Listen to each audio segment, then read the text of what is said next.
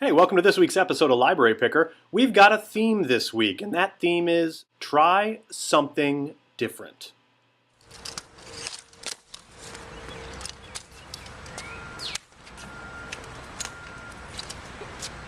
Mr. D, come on. Wait, that's...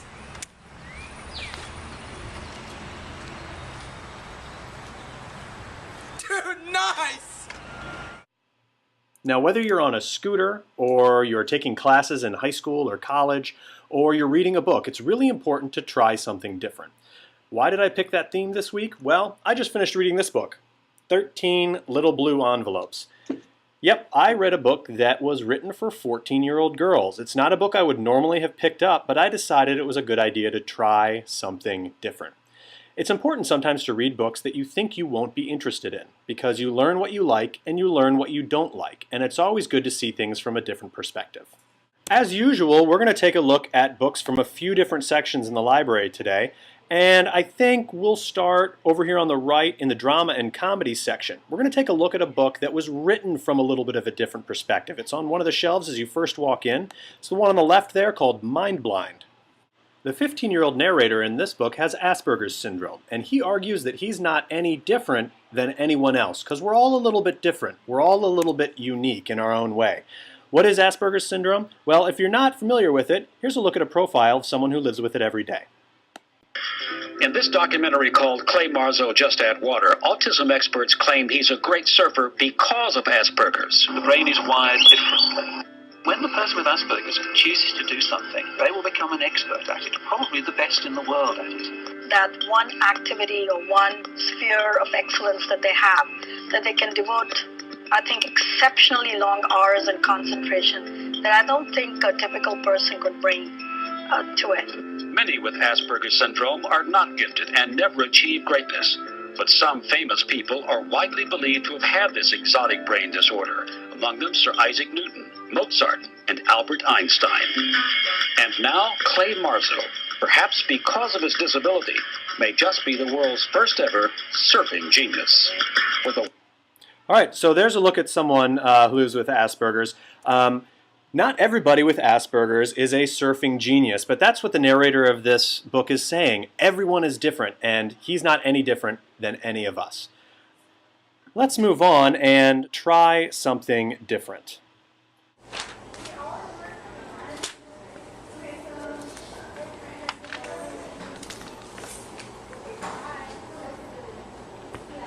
Ni hao ma. We're going to head over to our left to the action and suspense area. And a bunch of great ones on this bottom shelf here you want to try. Here's one a lot of you will like. It's called Rotters. Let's take a look at the trailer.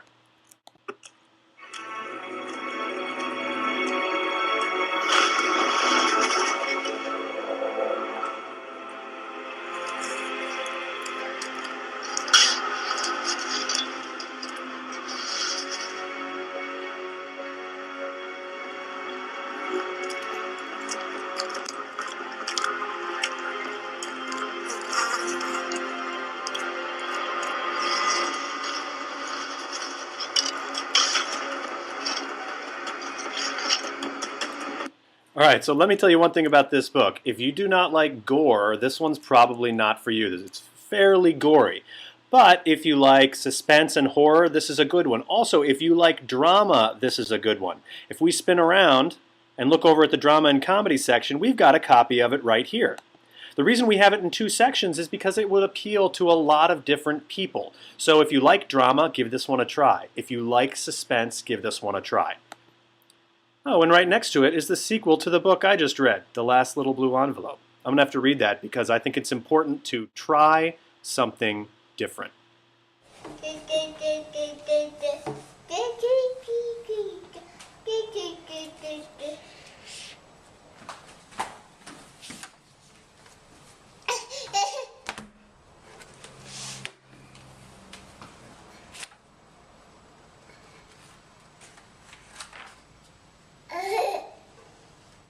All right, Let's move over from our drama and comedy section across the library to our short story collection.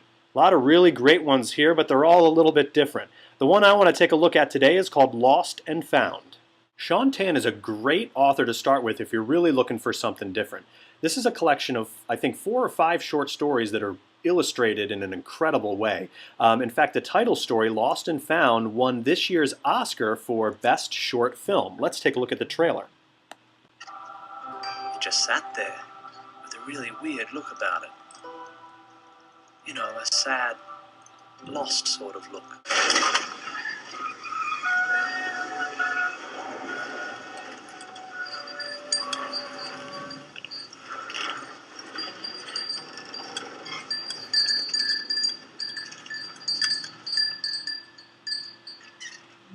Great short film and great collection of short stories. Let's move into our reading room because, as you know, that's the theme of this week's Library Picker. It's important to try something different.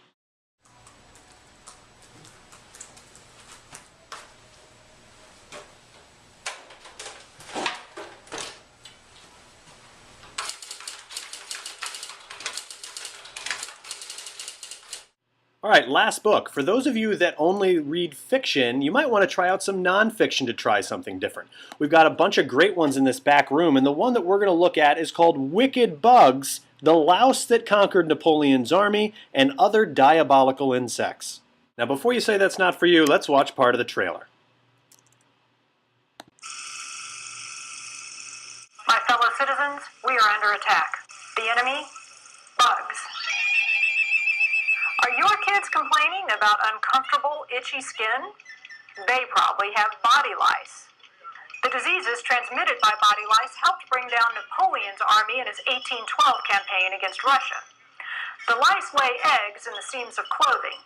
If Napoleon had made his troops do their laundry, we'd all be speaking French today.